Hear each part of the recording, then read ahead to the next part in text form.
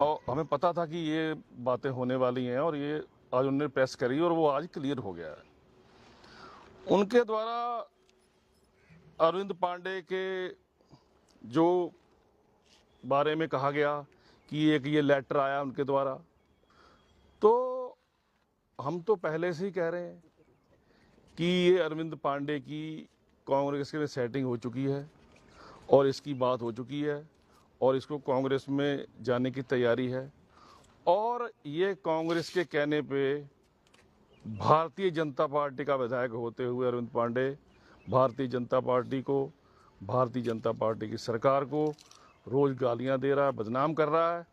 ये तो हमें पहले से ही पता था, मगर वो आज गणेश गोदयाल जी के ये कहने से ये सारा बात सामने आ गई है। और इसी को हम पहले भी हमें पता था कि ये इसकी सेटिंग हो चुकी है। इसने सरकार की रोज ठेका उठा लिया है कि सरकार का, भारतीय जनता पार्टी की छवि खराब करने का ये अरविंद पांडे का डेली का काम हो गया है। इसने बीजेपी को डेली नुकसान पहुंचा रहा है, सरकार को नुकसान पहुंचा रहा है, मुख्यमंत्री जी के खिलाफ बोल रहा है। और आज जैसे इसकी तारीफों के इसको बहुत बड़ा धर्मात्मा बताया जा रहा है गणेश गोदयाल जी द्वारा, तो वो क्लियर हो गया है।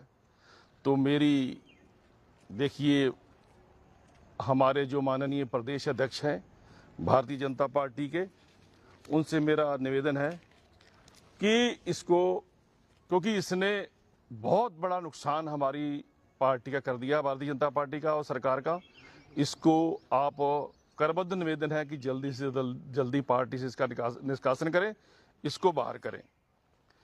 बाकी जिस धर्मात्मा के बारे में आज गणेश गोदयाल जी बोल रहे थे, उस धर्मात्मा के बारे में बताना चाहूंगा कि इसके ऊपर 30 से 35 केस हैं। ये लिस्ट मेरे सामने है।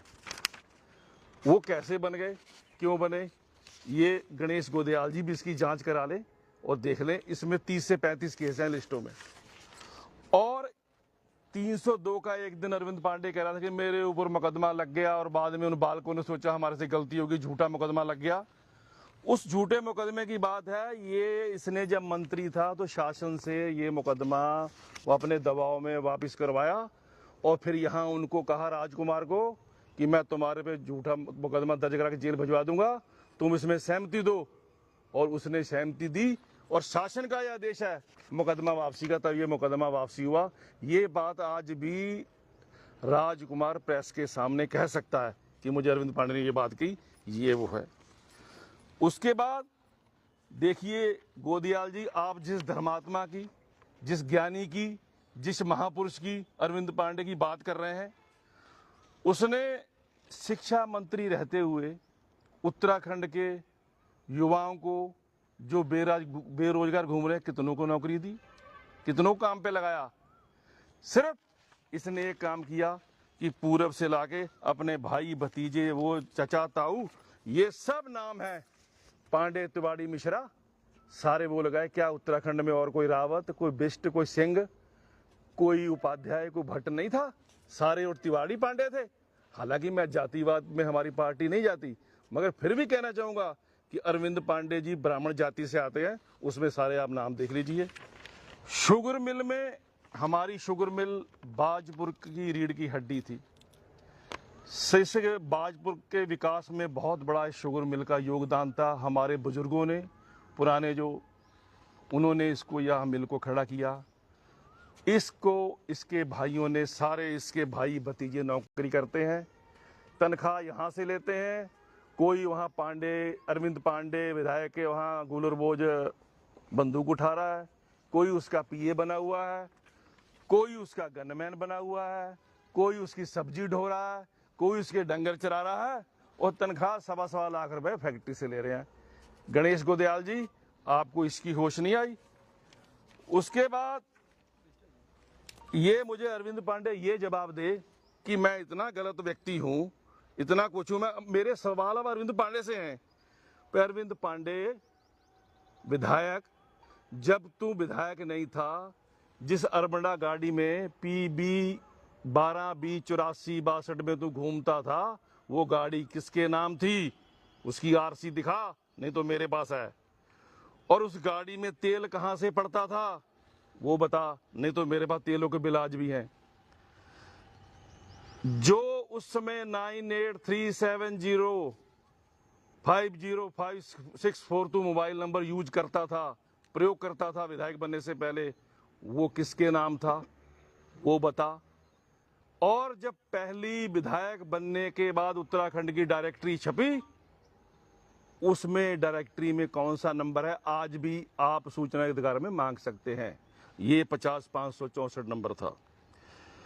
तुमने मजदूर का बेटा बताते हो, वो विषय मेरा नहीं है, फिर भी कह दूं, इतनी अकूत संपत्ति कहां से तुमने जोड़ ली।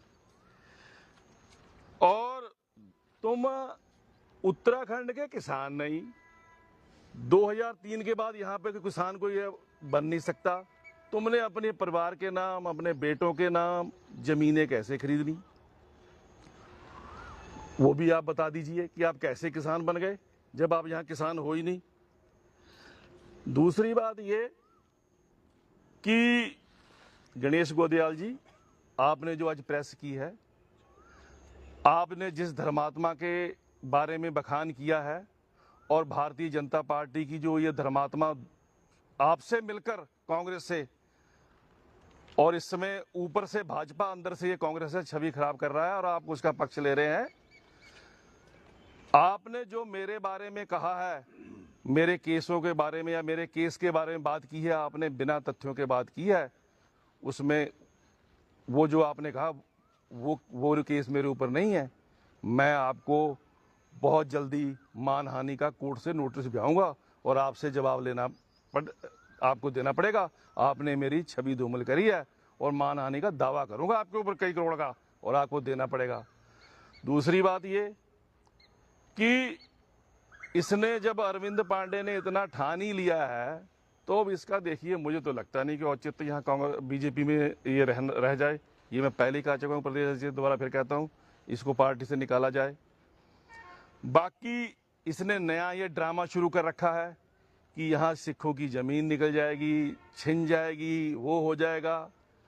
मैं इतना विश्वास दिलाना चाहता हूँ, मैं भी किसान हूँ, किसी किसान की, किसी सिख की 1 बीघा से लेकर एकड़ों तक जमीन नहीं निकलेगी। सरकार जो है वो सर्वहित में काम कर रही है और वे सिखों को साथ जोड़ के चल रही है। अरे गोदियाल जी, हम तो अभी 84 के दंगों को नहीं भूले ना। तो जो तुमने हमारे साथ कत्लेआम नरसैया किया, कमलनाथ को तुमने मुख्यमंत्री बना दिया मध्य प्रदेश का, सज्जन कुमार को तुमने उसके बाद एमपी बना दिया, जगदीश टाइटर को तुमने वहां केंद्र में मंत्री बना के रखा। अरे तुम काहे की बातें करते हो, तो अपने गरिमान में तो झांको। और बाकी जिस धर्मात्मा की बात कर रहे हो तुम, अरविंद पांडे की, उसके ये केसों की लिस्ट है, ये भी तुम्हारे पास ही पहुंच जाएगी और तुम्हारी हाईकमान के पास ही पहुंच जाएगी कि ये जिस धर्मात्मा को तुम बखान कर रहे हो। बाकी किसी सिख की जमीन नहीं निकलेगी। ये सिर्फ गुमराह कर रहा है। ये जो जमीन का मैटर चल रहा है, ये अरविंद पांडे का, उसके बेटे का पर्सनल मामला है, ये फ्रॉड का मामला है। ये कोई 229 का दावा, 229 का जमीन का ये नहीं चक्कर है। वो जिसके नाम है, सरकार बिल्कुल ही छेड़ेगी ना, छेड़ी है। अगर सरकार ने छेड़ना होता तो हाई कोर्ट से 2023 में आदेश हुआ, तो सरकार ने क्यों नहीं सेमलपुरी उनके नाम चढ़ा दी, बुक्सा जनजाति की, वो भी हमारे भाई है। अरविंद पांडे खुद तहसील में आया, इसने तहसील में आके और खुद वहां बैठ के, लाइव बैठ के, उन गरीब बेचारे किसानों की, सिखों की जमीन नाम से कटवा के और बुक्सा जनजाति के नाम पे चढ़ाई। चलो मैं धन्यवाद देना चाहूंगा किसान यूनियन टिकैत का, भारतीय किसान यूनियन टिकैत का। उन्होंने धरना प्रदर्शन किया, तो उसके बाद वो किसान के नाम, वो सिख के नाम, गरीब के नाम जमीन आ गई। वो आपके सामने देख चुके हैं। तो इसलिए किसी को डरने की जरूरत नहीं है। हालांकि मैं ये बयान सरकार की तरफ से या पार्टी के तरफ से नहीं दे रहा। किसी भी अगर गरीब की, देखो इस 29B के चक्कर में जमीन जाती है तो उसकी जमीन मैं दूंगा। ये मेरा आप शपथ पत्र ही समझो। मैं इतना वादा करता हूं, किसी की जमीन नहीं जाएगी। सरकार पक्ष में है, सिखों को साथ लेकर चल रही है, चलना चाहती है। अब उसके लिए दोषारोपण कई करे, वो कोई क्या हमारी पार्टी का विधायक ही कर रहा है, वही कांग्रेस की बी टीम में के रूप में काम कर रहा है। तो इसलिए गोदियाल जी अपने गरेमान में झांको।